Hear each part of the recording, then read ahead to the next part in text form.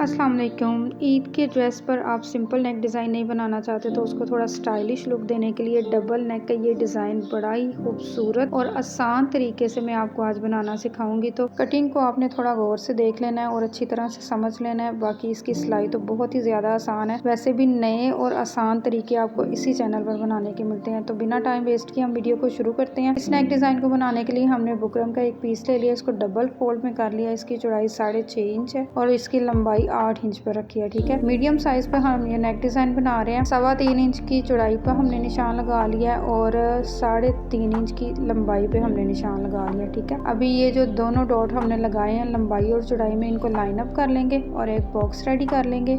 अभी मैं आपको दो तरीके इधर बताऊंगी कटिंग करने के। अगर तो आप डीप नेक बनाना चाहते हैं तो आप इस तरह से इसकी कटिंग करेंगे। ठीक है, इस तरह से इसको शेप देंगे। और अगर आप इसको ज़्यादा डीप नहीं रखना चाहते तो इस तरह से आप इसकी शेप देंगे। ठीक है, ये दो शेप्स की हमने मार्किंग की है। जो शेप आपको अच्छी लगे वो शेप आपने कट करनी है। ठीक है, और वी कट बनाने के लिए 1.5 सेंटीमीटर चौड़ाई का और 4 सेंटीमीटर लंबाई में निशान लगाने के बाद हमने इसको ड्रॉ कर लिया है। और अभी जो साइड पर हमने डिज़ाइनिंग करनी है उसकी मार्किंग कर लेते हैं। गले की चौड़ाई के साथ से आपने 1/2 इंच का एक निशान लगाना है और इसके बाद जो तीसरा निशान है वो हमने टोटल चौड़ाई पर लगाना है। ठीक है, 5.25 इंच की चौड़ाई पर हम ये निशान लगा रहे हैं। और अभी जो इसकी लंबाई है वो 2.5 से 3 इंच तक आप रख सकते हैं। ठीक है, ये दोनों डॉट लगाने के बाद हमने इसको हल्की सी शेप दे देनी है इस तरह से। ये देखिए, एक ही बुकरम पर हम इसकी शेप बनाकर कटिंग करेंगे। हमने डबल डबल बुकरम नहीं लगाना इस डिज़ाइनिंग को बनाने के लिए। तो इस तरह से मार्किंग करने के बाद आउटसाइड की तरफ से भी आपने इसकी मार्किंग कर लेनी है। आउटसाइड की तरफ से हमने तकरीबन 1 इंच चौड़ाई रखी है इसकी। ठीक है, इसके बाद जो मार्किंग हमने की है उस पर कटिंग कर लेनी है। डबल डबल बुकरम पर हम इसकी कटिंग नहीं करेंगे, एक ही बुकरम पर हम इसको अच्छी तरह से शेप बना के कट कर देंगे और एक ही फैब्रिक के ऊपर पेस्ट करेंगे। ठीक है, बहुत ही आसान जो तरीका है इस नेक डिज़ाइन को बनाने का वो मैं आपके साथ शेयर कर रही हूँ। तो आपने स्टेप बाय स्टेप हर चीज़ को नोट कर लेना है और फिर इसको आपने अपनी शर्ट पर अप्लाई करना है। ठीक है, सारी कटिंग कंप्लीट होने के बाद हमने उसको साइड पर कर दिया है। अभी जो हमारी शर्ट है, ये शर्ट का फ्रंट पैनल है, ये लाइनिंग वाली शर्ट है, ये दोनों पीसेस हमने रख लिए हैं। ठीक है, अस्तर वाला पीस भी हमने रख लिया और शर्ट का फ्रंट पीस भी रख लिया। अभी जितना टोटल हमने नेक का निशान लगाया था ना 5.25 इंच का, उतना हमने चौड़ाई पर निशान लगाया और इसकी जो लंबाई है वो आपने 9 से 10 इंच तक रखनी है। ठीक है, दोनों डॉट लगाने के बाद हमने एक बॉक्स रेडी कर लेना है। फिर इसकी हमने राउंड शेप में कटिंग करनी है। ठीक है, इस तरह से। अभी कॉर्नर वाली साइड से हमने 1.5 इंच का निशान लगाना है और फिर हमने इसको राउंड शेप देनी है। इस नेक डिज़ाइन को बनाने का इससे आसान तरीका आपको और कहीं नहीं मिलेगा।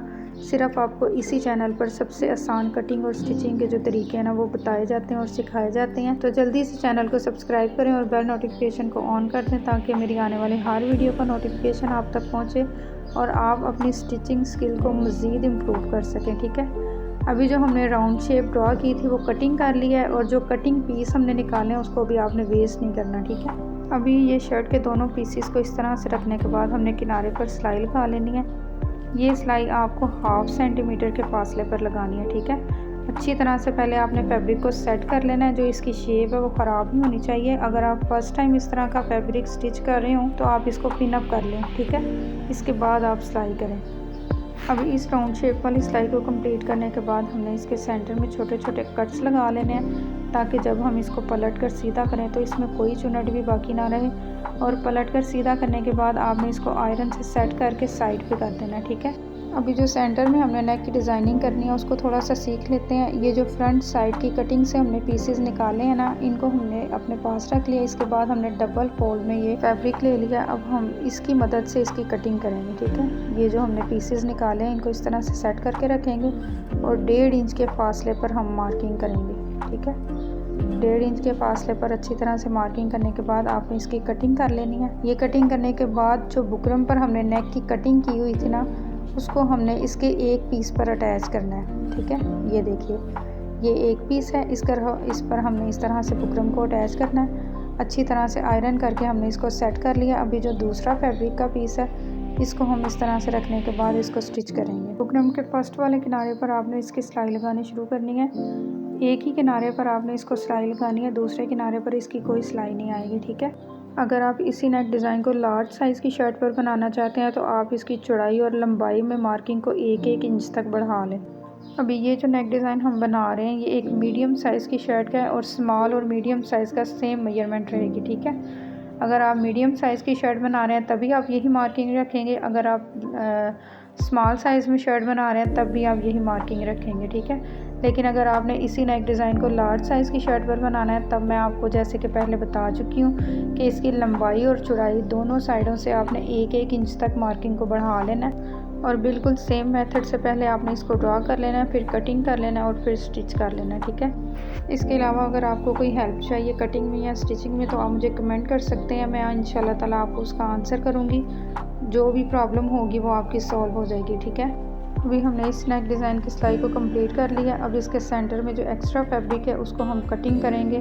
किनारे वाली साइड से आपने 1/2 सेंटीमीटर का फैब्रिक साथ ही रहने देना है ताकि इसकी सिलाइयाँ ना निकलें। इसके बाद आपने इसकी कटिंग कर लेनी है, फिर इसमें छोटे छोटे कट्स लगाने हैं। ये कट्स आपको टोटली सारे नेक में लगाने हैं, ठीक है, दोनों साइडों पर अच्छी तरह से आपने ये कट्स लगाने के बाद अब हमने इसको पलट लेना है। जो इसके सेंटर में बुकरम है इसको आपने किसी भी नोकदार चीज़ के साथ इस तरह से पलट लेना है। ये देखिए, इस तरह से पलट लेने के बाद आपने इसको सेट करके फिर आयरन करना है, ठीक है। दोनों साइडों से इसी तरह से आपने इसको पलट लेना है। अच्छी तरह से इसको सेट करने के बाद आयरन करने के बाद कुछ इस तरह से इसकी शेप बनेगी।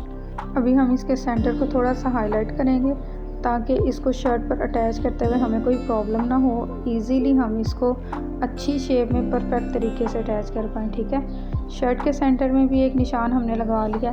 अभी ये दोनों निशान सेट करके रखने के बाद हमें इसके सेंटर से सिलाई लगानी शुरू करनी है, ठीक है। सेंटर से सिलाई लगाते हुए हम इसके किनारे की तरफ सिलाई को लेकर आएंगे। अगर आप इस तरह से सिलाई लगाएंगे एक तो इसकी शेप बड़ी अच्छी बनेगी, दोनों साइडों से एक तरह की इसकी शेप आएगी और दूसरा आपका जो शर्ट का किनारा है ना वो एक साइड से बड़ा या छोटा नहीं होगा बल्कि दोनों साइडों से सेम रहेगा, ठीक है। तो आपने जब भी इसको स्टिच करना है आपने इस सेंटर से इसकी सिलाई लगानी शुरू करनी है, ठीक है। फिर आपने किनारे की तरफ इसकी सिलाई लेकर आनी है। दोनों तरफ से इसी तरह सिलाई लगाने के बाद हम इसको मज़ीद थोड़ा सा खूबसूरत करने के लिए इस पर लेस अटैच करेंगे। उसका भी बहुत ही आसान तरीका जो है ना वो मैं आपको बताऊंगी। अभी सिलाई को कंप्लीट करने के बाद इसके बैक साइड पर जो हमने एक्स्ट्रा फैब्रिक रखा था इस तरह से फोल्ड करने के बाद इसको हम सुई से कवर अप कर लेंगे ताकि हमारा नेक डिज़ाइन जो बैक साइड से भी नीट बने और फ्रंट साइड से भी नीट बने, ठीक है। अभी ये जो लेस है इसको हमने अटैच करना है, लेकिन इसको पहले आपने ग्लू से फिक्स कर लेना है, ठीक है। इस तरह से ग्लू लगा के हमने इस लेस को पहले फिक्स कर लेना है। सेंटर से ही हम इसको लगाना शुरू करेंगे ताकि इसकी जो राउंड शेप है वो अच्छी तरह से हम बना सकें, ठीक है। अगर आप इसको एक किनारे से लगाना शुरू करेंगे तो आपकी लेस में चुनट आएंगी और लेस अच्छी तरह से अटैच नहीं हो पाएगी, इसलिए आपने इसको सेंटर से ही लगाना शुरू करना है, ठीक है। इस तरह से ग्लू से सेट करने के बाद आपने एक दफ़ा इसको आयरन कर लेना है। आयरन करने के बाद अब हमने जिस तरह से लेस के किनारे पर कट वर्क बना हुआ है बिल्कुल इसी तरह से हमने अपनी सिलाई को चला लेना है और इस लेस को अटैच कर लेना है। वीडियो अच्छी लगे तो लाइक ज़रूर किया करें और मुझे कमेंट में ज़रूर बताया करें कि आपको मेरे बताने का और समझाने का तरीका कैसा लगता है। और अगर कोई भी प्रॉब्लम आपको होती है तो आप मुझे कमेंट कर सकते हैं, मैं इंशाल्लाह ताला आपको उसका आंसर करूँगी।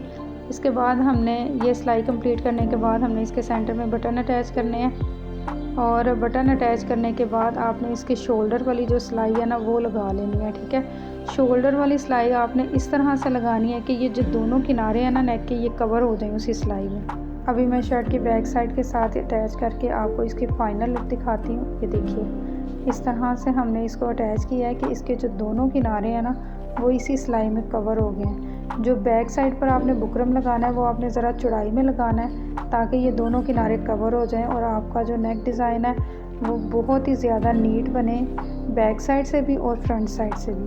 Thanks for watching. Neck design बिल्कुल रेडी है। आज के लिए इतना ही, मिलते हैं नेक्स्ट वीडियो में एक नई नेक डिज़ाइन के साथ। तब तक के लिए अल्लाह हाफिज़।